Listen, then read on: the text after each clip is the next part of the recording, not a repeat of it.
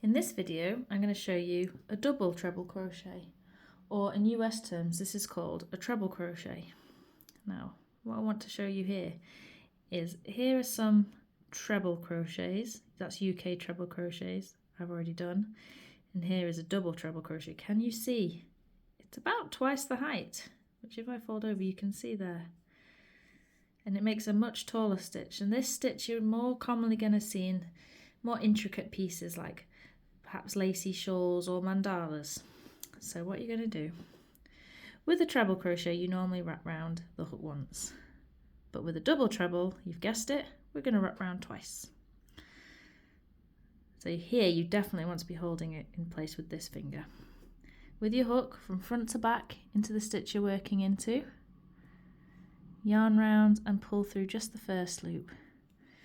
Can you see it looks a little bit awkward here, but you're just going to finish the stitch in the same way you finish any other stitch, which is where you draw through 2 loops at a time. So yarn round, draw through 2,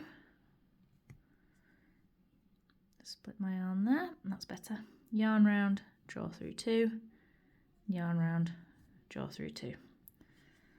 So same again, yarn round the hook twice, hold in place, working into the next stitch from front to back, yarn round, pull up 1, and here you should have 1, 2, 3, 4 loops on your stitch, on your hook, sorry. Yarn round, draw through 2, yarn round, draw through 2, yarn round, draw through 2, always in 2s. So once more, round the hook twice, into the stitch front to back, yarn round, pull through 1, just 1 to start with, and then from there we're going to go 2, 2, 2.